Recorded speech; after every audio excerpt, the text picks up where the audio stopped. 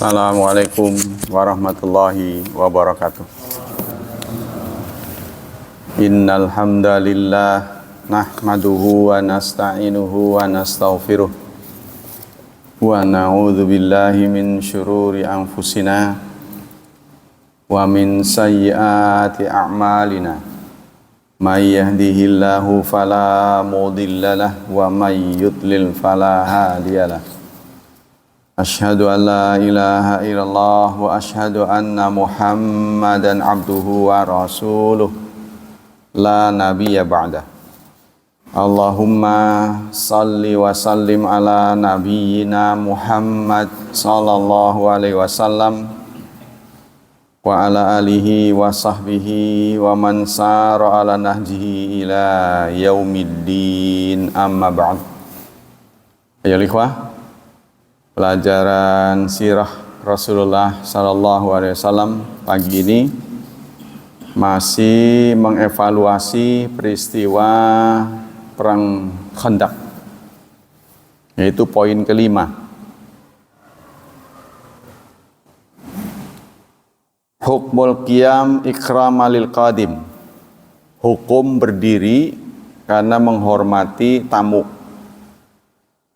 Amaran Nabiyyu sallallahu alaihi wasallam al-ansara hinama aqbala nahwahum Sa'du bin Mu'ad.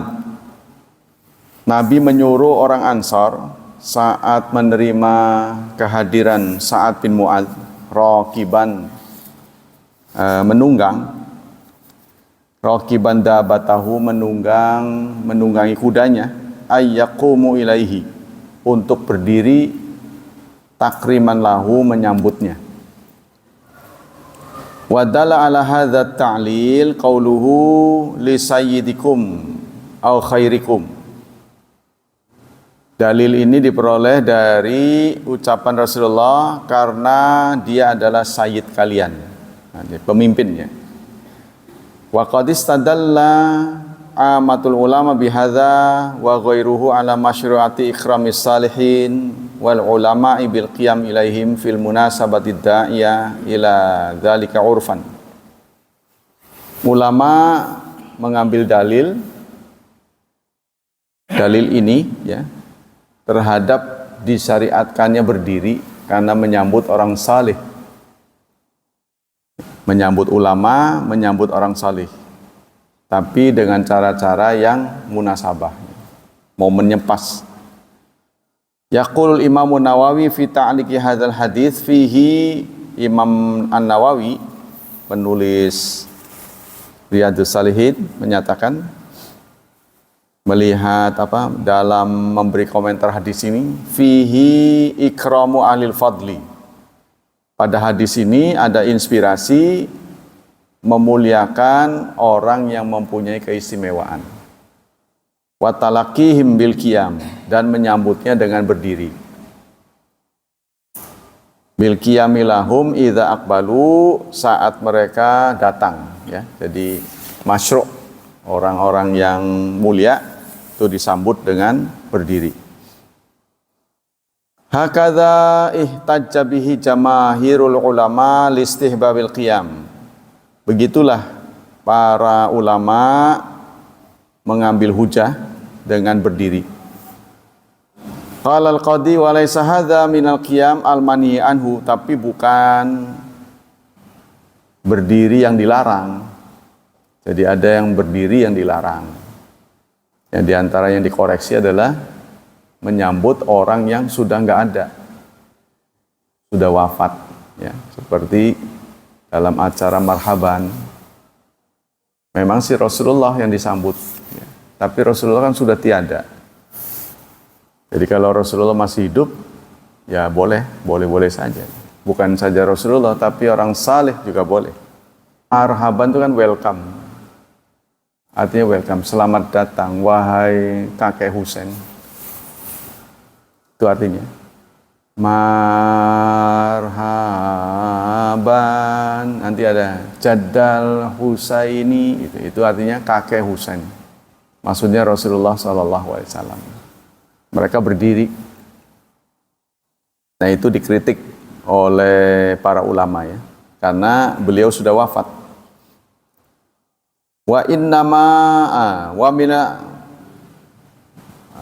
innama dzalika fi man yaqumuna alaihi wa huwa jalis wa yumathilun qiyaman tula julusi. Tapi bukan berdiri yang dilarang, yaitu yang hadir berdiri, kemudian yang dihormati duduk. Sepanjang dia ada di situ berdiri terus. Nah, itu yang dilarang, berdiri dilarang.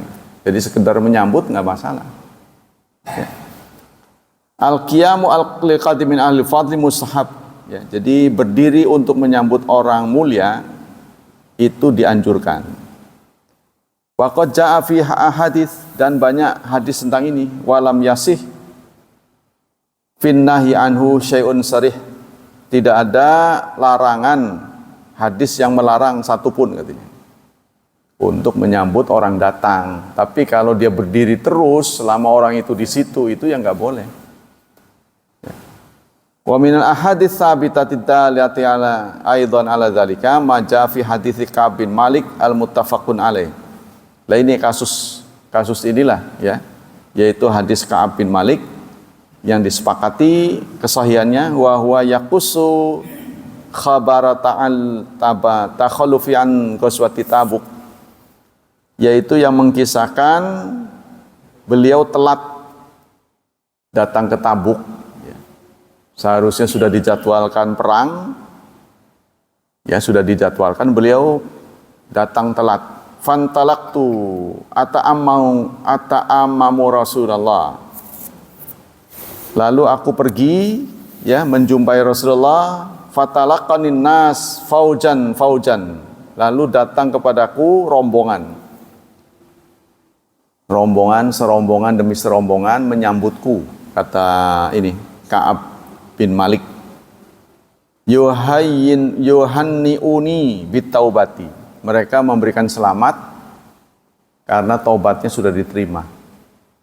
Ya, jadi salah satu sanksi yang dikenakan kepada Ka'ab bin Malik ini, nggak boleh diajak ngomong. Nggak tahu saya lamanya itu berapa, 3 bulan apa 3 hari, saya lupa. Nggak boleh diajak ngomong. Pokoknya dihukum begitu aja. Gara-gara telat datang ke medan perang. Ya, beliau. Jadi satu saat setelah perang selesai, beliau datang ke pasar, mengucapkan keras-keras, Assalamualaikum. Gak ada yang jawab. Ya, jadi sahabat begitu taatnya. Satu pun Assalamualaikum nggak jawab, nggak ada yang jawab. Ketemu sekalipun diam aja. Nah, itu berlaku sepanjang hukuman yang diterapkan. Sampai hukuman itu selesai, turun ayat yang wa 'alas salasatil ladzina khullifu. Nah, itu dalam surat 9-nya. Dan kepada orang yang tertinggal, yang telat datang. Hatta idza daqat alaihim, terasa sesak. Jadi kemana-mana salam nggak dijawab. Nah ya, itu pernah.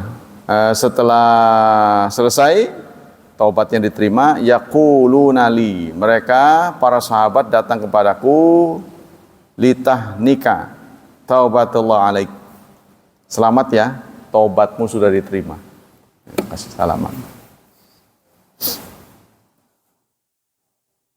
Hatta dakhaltul masjidah, sampai kemudian aku masuk masjid, faidha Rasulullah jalis haulahun nas. Aku melihat Rasulullah ada di sana dan dikitari oleh para sahabat. Ya.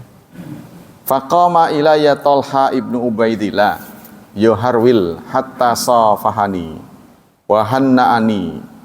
Lalu aku lihat Talha bin Ubaidillah mengejarku ya, berlari dengan cepat sampai kemudian dia menyalamiku. Wallahu maqama rajulun minal muhajirin wa ghairu. Wallahi fakanat Ka'ab la yansaha li Talha. Demi Allah, tidak ada seorang laki-laki dari muhajirin selain beliau yang berbuat begitu. Jadi dia berdiri Saya masuk, dia berdiri, mudah, selamat ya. Gitu. Wa min dzalika aidan ma rawahu Tirmidzi wa Abu Dawud wal Bukhari fil Adabil Mufrad an Aisyata. Diriwayatkan pula oleh Tirmidzi dan Abu Dawud, tercatat oleh Imam Bukhari dan di Adabul Mufrad, qalat, beliau Aisyah berkata, ma ra'aitu ahadan minan nas kana asbaha bin nabiyyi kalaman wala haditsan wala jilsatan min Fatimah. Aku belum pernah melihat seseorang yang lebih mirip Nabi, baik ngomongnya, ya, kalamnya, hadisnya, duduknya, ya, tidak pernah melihat selain Fatimah Zahra, ya, putri beliau. Qalat wa kana nabi idza ra'aha, kalau Fatimah datang, Nabi melihatnya, akbalat, maka beliau akan menyambut, summa qaba biha ilaiha, beliau akbaltu, ya, aku datang, lalu Nabi menyambutnya berdiri. Jadi kalau setiap Fatimah datang, Rasulullah berdiri menyambutnya. Faqabbalaha, lalu beliau menciumnya, putrinya, ya.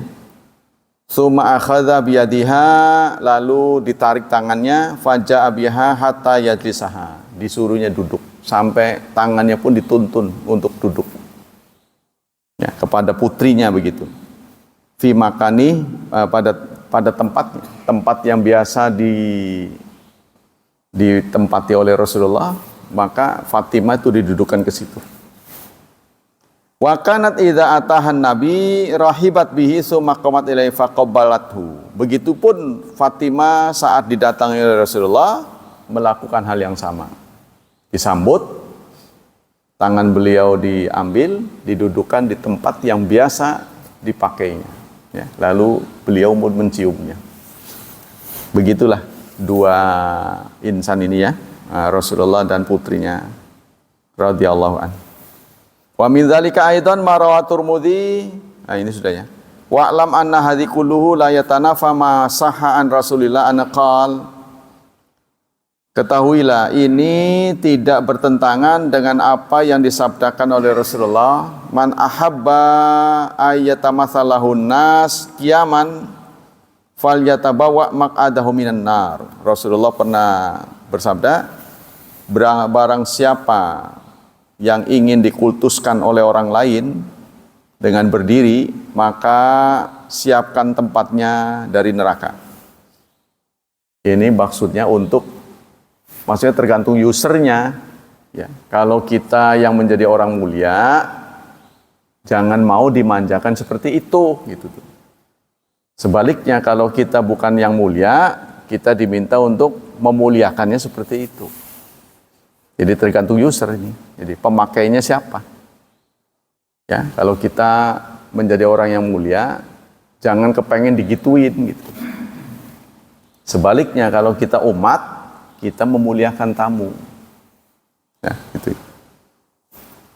Li'anna masyru'iyata ikramil fudala wa tauqirahum la tastad isa'ya minhum ila dzalika. Karena memuliakan orang saleh, ya, menghormati, itu tidak harus mengkultuskannya. Ta'ala qaqulubu bi mahabbati bal inna min abrazi sifati salihin wal fudala ayyakun muwatawaddiin. Nah, kalau kita yang menjadi orang saleh, sepantasnya lah kita rendah hati, ya, rendah hati. Li ikhwanihim, kepada teman-temannya, zuhadan, yang zuhud fi talabi hadza syai'. Jadi jangan terlalu menuntut dari umat, pengen dimuliakan. Jangan, ya, mengganggu jalan, itu kan. Jangan, ya. Itu namanya kultus individu. Araita ilal faqiril muhtaj innal adabal Islam yusiu wa yu'allimu raftarafu an mas'alah. Lihatlah bagaimana Islam mengajarkan kepada orang yang enggak mampu. Ya, jangan mengkondisikan untuk minta-minta. Ya, jadi orang kalau kita ditakdirkan miskin tuh jangan mengkondisikan diri itu untuk mentalnya miskin terus gitu. Sebaliknya kepada orang yang kaya nggak usah diminta, ngasih gitu. Nah ini ya, jadi begitu. Jadi tergantung kepada siapa ajaran Islam digunakan ya. Walakin hadzal adabul islami nafsuhu yusil aghniya bil bahthi an haula fuqara al muta'affifin. Jadi kepada orang yang kaya ya, dianjurkan dalam ajaran Islam untuk mencari tahu siapa-siapa yang pantas dibantu. Jadi jangan diminta baru ngasih gitu. Sebaliknya orang yang miskin jangan memprioritaskan minta-minta. Diminta untuk ta'afuf, menahan diri. Wa yu'mar wa bi amrihim ikramahum wa ita'ahum min fuduli amwalihim. Dengan menyuruh mereka yang kaya ya, yang mulia untuk memberikan harta yang lebih, yang fudul. Kelebihan hartanya hendaklah sampaikan kepada yang membutuhkan. Jadi nggak perlu diminta. Falikullin adabun wazifatun. Jadi masing-masing ada adabnya, tergantung siapa ya. Wala yang bagi an khalid bainahuma, jangan kita mencampur adukan. Jadi mentang-mentang orang yang rendah ya, murid itu harus menghormati gurunya, maka gurunya siapin ini. Ya, salim. Jangan begitu ya. Ya kan? Ciumnya sampai 2 kali, diciumnya sampai 2 kali. Ya, salim. Masih bodoh kalian. Jangan begitu, memanfaatkan tuh. Ya, kultus individu tidak boleh. Aw nansakhal wahidah bil akhar fa inna dzalika min aswa'i madzahirit tasarru' wal jahl. Ini adalah suatu bentuk kebodohan. Ghaira anna min ahammi ma yambagian ta'lamahu fi hadzal sadat anna li hadzal ikram wal al masyru' hududan. Singkatnya, dalam semua ajaran Islam itu ada batasnya. Janganlah kita melampaui batas ya, keterlaluan. Idza tajawazaha, apabila dilewati in qalabal amru muharraman, maka akan menjadi haram. Jadi kalau sampai melampaui batas, makan sekalipun bisa jadi haram.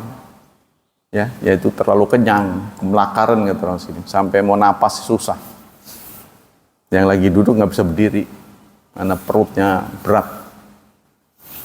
Wa min dzalika ma qad tajidu fi majalisi bandit mutasawwifah min wuqufil muridina alaihim wa hum julus. Di antara yang Anda lihat, Anda saksikan di majlis-majlis tasawuf.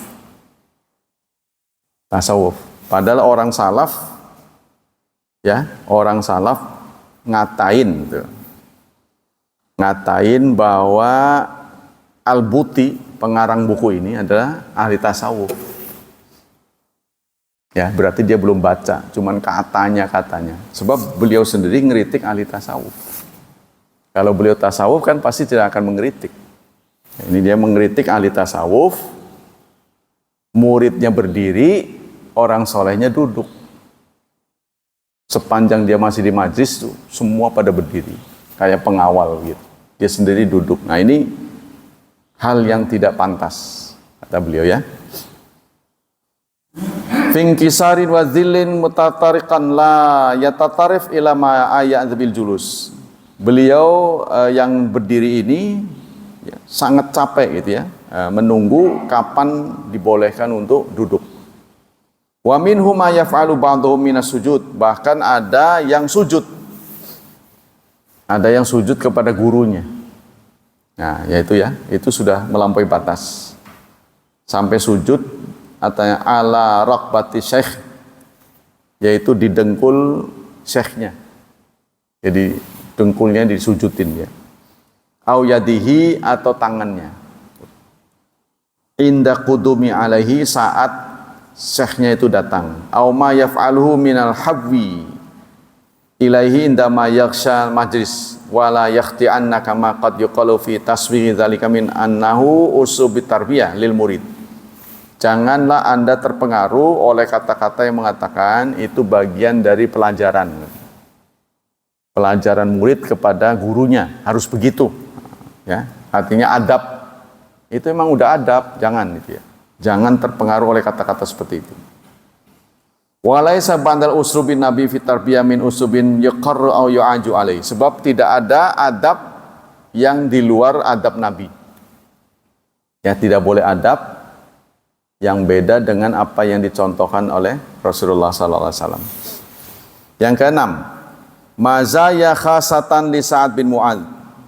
Keistimewaan buat Sa'ad bin Mu'adz. Wa innaka lataqifu khilala itla'ika ala hadhil qaswa ala masyiatin kubra li Sayyidina Sa'ad bin Mu'adz.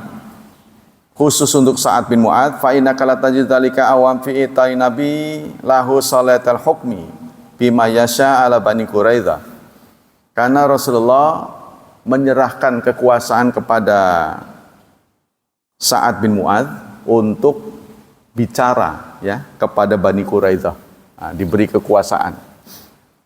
Wa ja'ala mauqifahu minhu wa huwa Rasulullah mauqiful mawaqif wal muayyid likulli ma sayahkum bih. Dan Rasulullah menyaksikannya. Kan jarang tuh ada seseorang diberi hak oleh Rasulullah untuk bicara. Beliau sendiri hadir di situ. Kan biasanya kan kalau Rasulullah nggak hadir baru diwakilkan. Kalau ini Rasulullah hadir. Rasulullah sendiri menunggu bagaimana sikap Sa'ad bin Mu'adz ketika menyelesaikan Bani Quraidah. Wa ja'ala wa tajidu dzalika tsaniyan fi amri Nabi lil Ansar bil qiyam ilaihi. Dan begitupun Nabi menyuruh Ansar, sahabat Ansar berdiri menyambut kedatangan beliau. Wa tilka maziyatun kubra. Itu adalah merupakan maziyah, keistimewaan yang besar yang diberikan kepada Sa'ad. Karena Rasulullah jarang memberikan sikap seperti itu. Ayo berdiri kita sambut Sa'ad bin Mu'adz. Ya, jarang. Hina ma yakuna hadzal amra sadiran min Rasulillah, tsumma tajidu dzalika fi qisatil jarh alladzi kana qad asabahu fi kahlihi fi ghazwatil Khandaq. Laqad rafa'a yadayya Allah taala yauma an asaba hadzal jarh qailan. Ingatlah saat Sa'ad bin Mu'adz terluka di kahilnya. Kahil itu sini. Katanya di apa ini pergelangan darah ya, apa? Yang biasa orang suka untuk bunuh diri. Ya. Ini di sini dia terluka. Ya, nadinya. Lalu dia berdoa. Apa doa Sa'ad bin Mu'adz? Allahumma, ya Allah, innaka ta'lamu, sesungguhnya engkau tahu. Annahu laisa ahad ahabu ilayya an ujahidahum fika. Tidak ada satupun, ya. Engkau tahu sesungguhnya tidak ada seorang pun yang paling aku sukai untuk aku perangi. Ya. Min qaumin kadzdzabu rasulika, melebihi kaum yang mendustakan rasulmu. Ya Allah, engkau tahu aku ini tipe orang yang paling suka ikut perang, ya, memerangi orang yang pernah mendustakan Rasul. Tuh. Dan mengusirnya. Singkatnya gitu ya. Allahumma in baqiya min harbin Quraisyin syai' fa'abkini lahu. Ya Allah, kalau masih ada perang, tolonglah sisahkan hidupku. Maksudnya panjangkanlah umurku, ya, supaya saya diberi kesempatan untuk memerangi mereka. Wa qad istujiba du'a Sa'ad fatuh jarhuhu. Doa dari Sa'ad ini diijabah oleh Allah. Wa tamathil syifa, lukanya semula sudah rapat, lukanya sudah sembuh. Hatta kanat ghazatu Bani Quraidah wa ja'ala Rasulullah hal au hukma ilaihi, sampai kemudian terjadi perang, ya, penyelesaian dengan Bani Quraidah. Ya. Akhirnya mereka pun dieksekusi. Wa kafallahu mu'minin syarral yahudi wa tataharat Madinah min arjasihim rafa'a Sa'ad yadahu yad Allah thaniyan. Lalu saat berdoa lagi. Ya, dia sudah sembuh. Tadinya kan lukanya di tangan. Ya Allah, inni azunnu annaka qad wada'tal harba bainahum. Ya Allah, rupanya perang sudah usai. Kan? Yaitu perang dengan orang Quraisy. Fa in kunta qad wada'tal harba bainana wa bainahum fafjurha waj'al mauta fiha.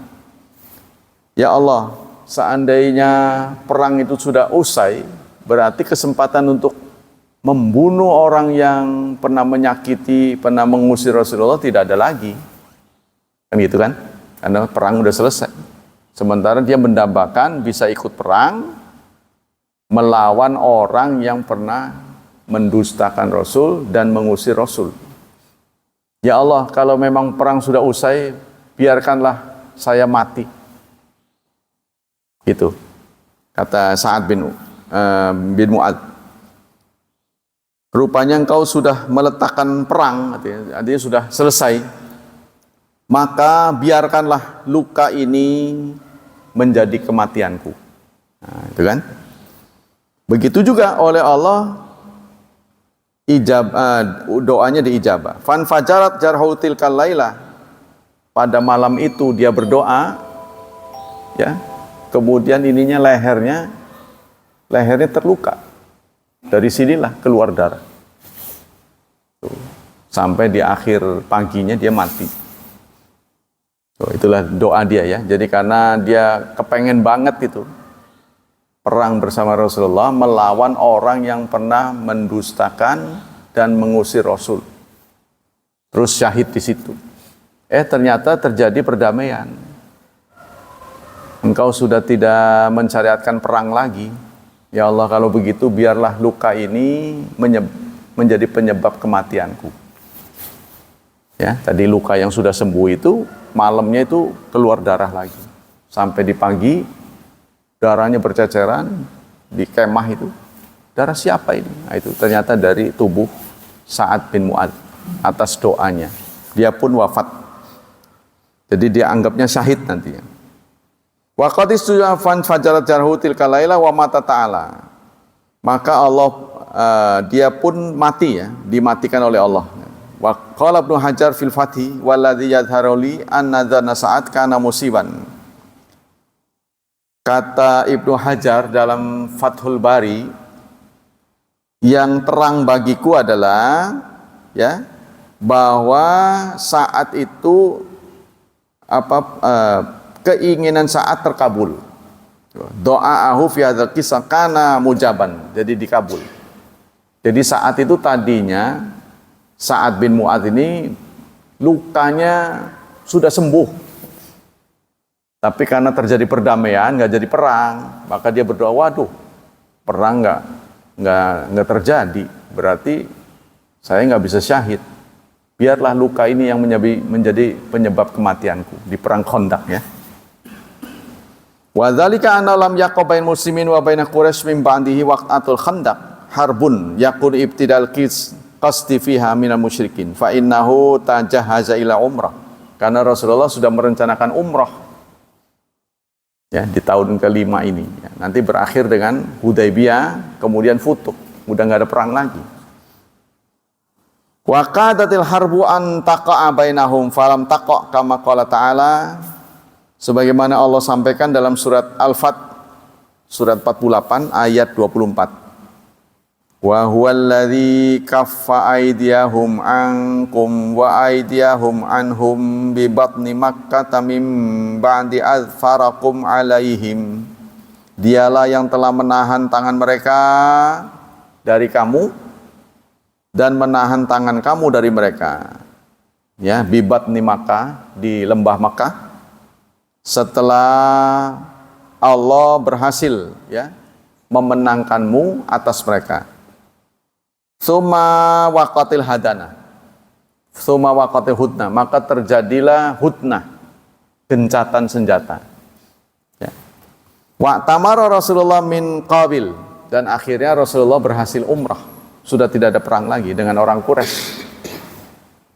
Wastamara dzalika ila an naqadul ahda, Dan itu terjadi berlangsung sampai kemudian mereka melanggar janji. Katanya ini ada perjanjian gencatan senjata 10 tahun. Ya, 10 tahun. Tapi ternyata di tengah-tengah sebelum sampai 10 tahun mereka pun melanggar. Maka terjadilah rombongan begitu besar untuk menjemput Futuh.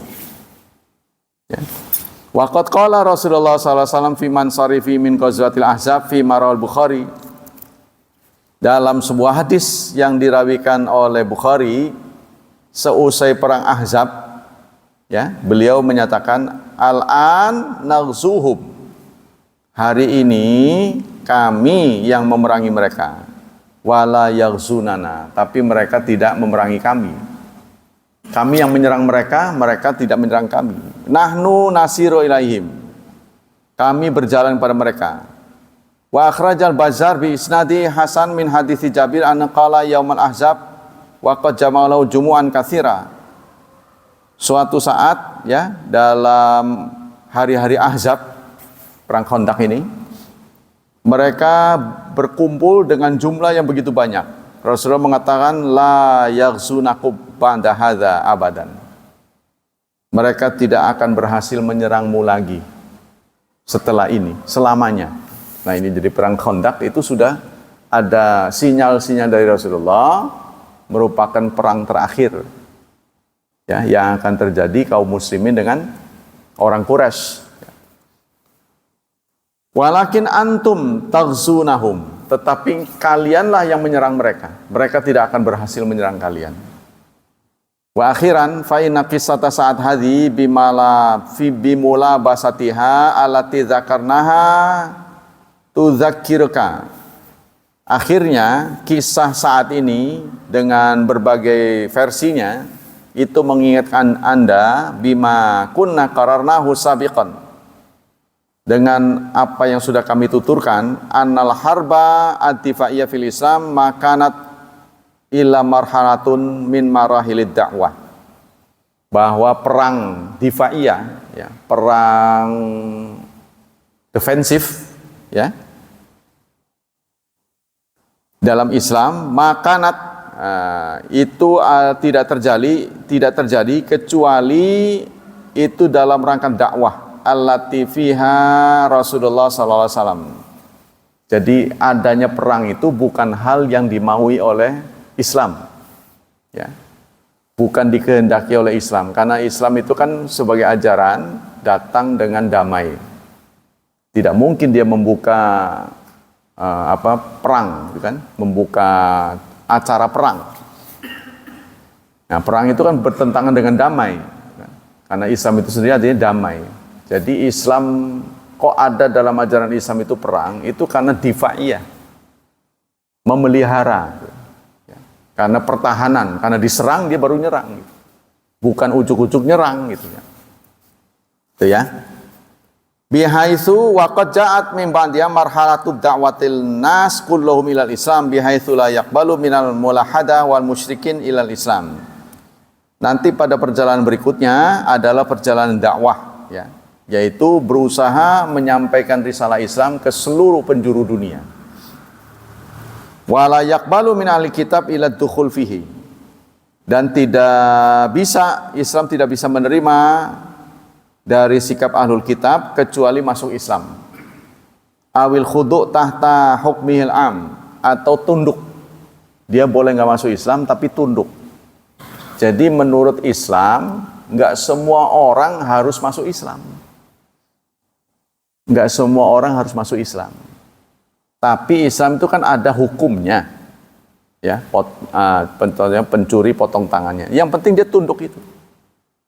Yang bersifat ritual itu urusan dia masing-masing.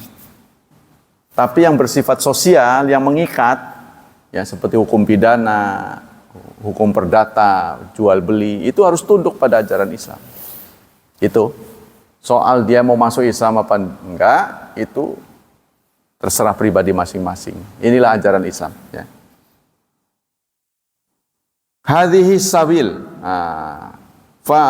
ma'akitalin tahta hukmi amma kita likulli man waqafa duna hadhihi sabil madama dzalika mumkinan, sepanjang mungkin itulah yang diterapkan oleh ajaran Islam.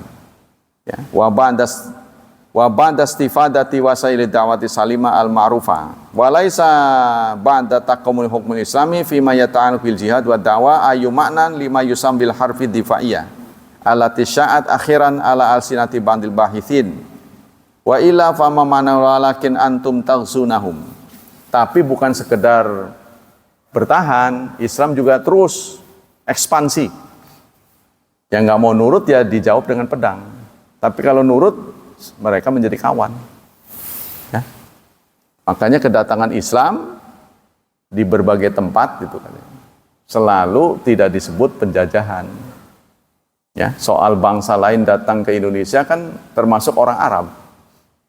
Ya, bangsa lain yang masuk ke Indonesia ini tidak hanya orang Amerika, Portugis, ya, Belanda, tapi Arab juga. Tapi kenapa kedatangan orang Arab nggak disebut penjajah? Karena mereka memang begitu. Khusus untuk Indonesia, ini datangnya dengan pendekatan kultur, budaya. Berbeda dengan datang ke Arab. Ya, di Saudi Arabia itu dengan agitasi, itu, dengan penyerangan. Tapi di sini itu dengan kultur. Diperiksa baik-baik. Inilah yang diperani oleh orang sebut dengan Wali Songo. Ya, yaitu adanya menerima kehadiran wayang, ya, sehingga diberi nama. Kemudian di Jogja khususnya ada pasar sekaten. Nah, ini harus dipelajari Islamnya, kehadiran Islam di Indonesia. Nah, itu sehingga ini menjadi patokan ya buat kita. Demikian sejarah Rasulullah. Kita lanjutkan dengan wawasan Islam. Baiklah, sekarang kita akan membahas poin ke-19, yaitu seni. Islam dan seni. Seni, ya kita kenali dulu definisinya. Atau kesenian adalah manifestasi budaya. Jadi seni itu adalah budaya. Budaya itu ada mitmen, buatan manusia. Ya. Yaitu periksa rasa, karsa, intuisi dan karya manusia yang memenuhi syarat-syarat estetik. Ada etika, ada estetik, keindahan. Seni itu keindahan. Contohnya seni apa tuh? Sastra, ya, kaligrafi. Kalau nggak pakai kaligrafi, lah nulisnya acak-acakan, jelek. Tapi dengan kaligrafi, bagus bener. Itu namanya seni.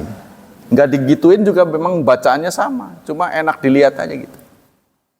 Ya, mungkin di sini dulu ada, sekarang nggak ada. Bukan banyak tuh, ya, seni itu.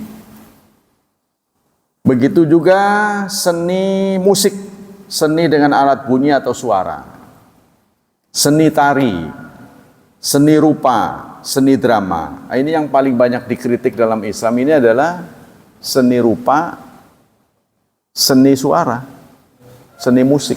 Ini banyak dikritik. Ya. Kalau contohnya seni suara, seni rupa ya, dimulai dari gambar dan ukiran sampai ke patung. Patung sih udah ditolak, memang udah tolak. Yang masih itu sifatnya dokumentasi, foto itu, ya. Nah, begitu juga yang dari mulai foto yang tidak bisa diraba sampai kemudian ada gatranya bisa dipegang. Jadi kalau ada sinar dia menimbulkan bayangan sampai berdiri sendiri. Ya, kemudian bentuknya, bentuk yang bernyawa dengan tidak bernyawa. Yang bernyawa itu lebih parah. Nah, di Indonesia ini ada dua pakar, yaitu Muhammad Rashidi, Profesor Dr. Muhammad Rashidi, Menteri Agama pertama, ya, dengan Muhammad Nasir. Kata Muhammad Rashidi, pada intinya semua karya manusia kalau tidak melalaikan dan mengarah kepada musyrik, hukumnya boleh. Apa saja. Jadi kaidah umumnya begitu. Contohnya begini, kalau museum tuh, museum bagaimana? Kalau emang patung-patung nggak boleh itu, bagaimana? Apa dihancurkan? Kalau kita lihat museum itu kan kebanyakan patung-patung tuh, ya, segede apa gitu. Ya itu kalau menurut kaidah itu sepanjang tidak dituhankan, tidak jadi jimat, ya itu hanya sebatas aja, koleksi saja. Peninggalan sejarah. Ya contohnya Borobudur lah yang penuh dengan patung. Jadi kalau Islam berkuasa itu apa dihancurkan? Atau memang hanya sekedar untuk mengingatkan kita dulu pernah begitu gitu. Ya. Hanya sebagai situs saja gitu, tidak lebih, tidak boleh disucikan, tidak boleh diberhalakan. Hanya buat tontonan saja. Nah, menurut kaidah itu boleh. Muhammad Nasir sebaliknya, itu akan mengarah kepada syirik, jadi nggak boleh. Jadi yang paling banyak mendapat kritik itu seni suara. Seni suara itu dimulai dari suara musik plus vokalnya, kan ada musik ada vokal. Ada vokal saja, musik saja. Nah ini yang banyak dikritik nih, alat musik. Alat musik katanya itu suara setan. Ya, jadi tapi ini tadi itu kembali kepada kaidah tadi. Untuk apa? Contohnya seorang penggembala meniupkan seruling gitu, ya, sambil dia boleh enggak gitu. Kalau dia betul-betul Islamnya benar, boleh enggak? Muhammadiyah mengkritik, Muhammadiyah mengatakan boleh. Maka kalau menurut kaidah tadi tergantung untuk apa gitu. Tergantung untuk apa. Itulah juga pendapat dari Haji Roma Irama. Karena itu dia kan pakai itu untuk ibadah. Ya, ini tergantung kita. Kalau kita mengatakan tidak boleh, berarti semua lagu-lagu baik menggunakan alat musik atau tidak menggunakan alat lebih parah. Dalam acara nasional sekalipun berarti tidak boleh. Gitu kan? Dan ini tidak bisa terlaksana semuanya. Jadi yang menengah adalah tergantung untuk apa. Jangan sampai melalaikan ibadah. Sikatnya gitu. Main catur. Berapa ulama tidak suka. Tapi kalau kita ronda, nggak ada nggak ada kegiatan lah, ya tidur semua. Jadi kalau itu memang untuk menunjang ronda, tapi jangan gara-gara main catur maling masuk nggak ketahuan, gitu kan? Karena lagi kagol kan, udah jojong aja. Nah, ini. Jadi harus tujuannya tercapai, gitu. Karena untuk pendukung saya kira bisa dibenarkan, ya gitu. Jadi ini yang menggunakan alat-alat. Nah, kata di sini kesimpulan penulis, beliau ini juga seorang aktivis. Sepanjang pengetahuan penulis, Islam tidak memberikan teori atau ajaran yang terinci tentang seni dan estetika. Jadi saya punya buku tebal tentang ghina, tentang nyanyian. Jadi nyanyian-nyanyian dulu itu kenapa dilarang? Karena suaranya vokalnya itu isinya porno. Jadi zaman jahiliyah kenapa dilarang? Kayak itu mengarahkan pemujaan. Jadi menyanjung-nyanjung dewa, menyanjung-nyanjung perempuan cantik. Itu makanya dilarang.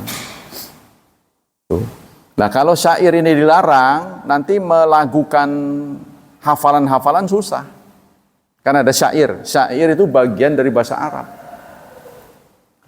Wasyu'ara yattabi'uhumul ghawun. Jadi dalam salah satu surat dari 114 surat ada nama khusus syu'ara, penyair-penyair.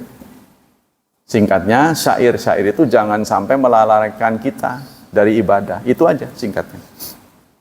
Kalau kesimpulan penulis itu tidak keliru, hal demikian barangkali termasuk kategori dunia. Nah, beliau mengatakan itu urusan dunia. Dalam hadis Rasulullah, antum a'lamu bi amri dunyakum. Kamu lebih memaklumi mengenai urusan duniamu. Hanya saja kita mencatat Islam adalah agama fitrah. Agama yang serasi benar dengan fitrah kejadian manusia. Allah itu mempunyai segala sifat yang baik. Salah satu sifat Allah itu adalah jamil, indah. Ada seorang sahabat bertanya, "Ya Rasulullah, saya ini tipe orang yang modis. Kalau pakai baju yang modis, sendal juga yang modis. Apakah sikap saya itu termasuk riya?" Bukan. Nah, maka itu ada hadis. Apa itu batoro? Arya itu at-takabur ya. Batoro hak wa gomtun nas. Riya itu kalau ada rasa sombong, yaitu batoro hak, menolak kebenaran dan merendahkan orang. Nah, hadis itu. Innallaha jamil yuhibbul jamal. Rasulullah tidak, kamu tidak termasuk riya. Yang begitu adalah indah. Allah menyukai keindahan. Jadi yang penting jangan dipaksakan. Sebab kalau ini tidak ada, nanti kehadiran umat Islam ini kumel-kumel. Bajunya robek-robek, sengaja dipilih yang begitu.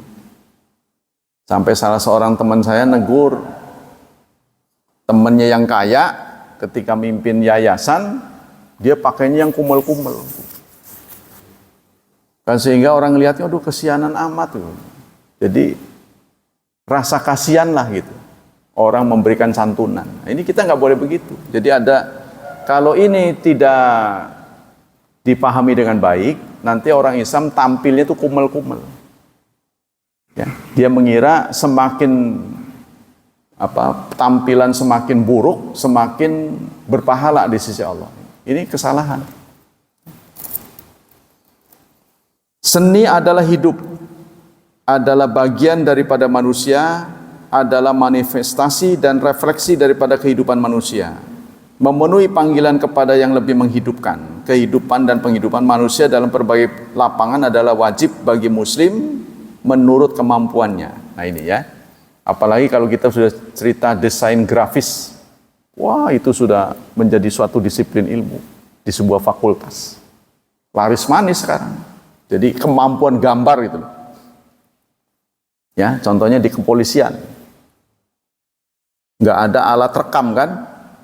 Saya melihat orang itu berbuat, nggak ada alat rekam. Tapi karena dia imajinasinya cukup kuat, dia bisa gambar. Oh, bentuk orangnya begitu. Nah, ciri-cirinya. Ya, gimana? Anunya tinggi, kulitnya, dia kalah. Imajinasi. Nah itu kalau untuk membantu kebenaran saya kira dibenarkan. Yang penting itu jangan mengarah kepada musyrik. Udah ya, berkreasi seni adalah merupakan jawaban positif terhadap panggilan yang lebih menghidupkan itu. Nah. Kesimpulannya, kesenian pada dasarnya adalah mubah. Ya, kesimpulan gini. Kesenian pada dasarnya adalah mubah, jaiz, boleh. Hal-hal lain yang di luar seni itu sendiri yang dapat membawa perubahan. Nah, jadi ditunggangi, seni itu ditunggangi. Tunggangan inilah yang mengarah kepada negatif. Ya, contohnya nyanyian, terus ada joget-joget. Nah, itu joget-joget itu yang nggak boleh. Contohnya begitu. Tapi sebenarnya seni itu juga ada dalam tahsin sebenarnya. Tahsin itu adalah seni. Seni menyuarakan Quran dengan supaya enak didengar gitu loh. Ya, kalau dibacakan nggak bagus itu kan, waduh, begitu amat ya. Jadi seni itu sebenarnya. Ya. Tapi itu tadi tidak menggunakan alat musik.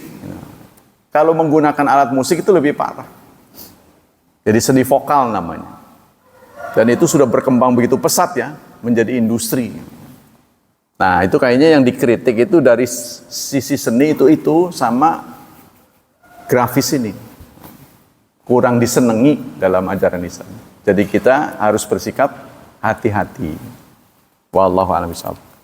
Semoga Allah melimpahkan pahala yang berlipat untuk kajian kita, melindungi dan menyelamatkan kita dari wabah dan fitnah, dari syubhat dan syahwat, serta khusus anak-anak kita diberi kemudahan, diberi keberkahan dan diberi petunjuk untuk menjadi hambanya yang saleh dan salihat.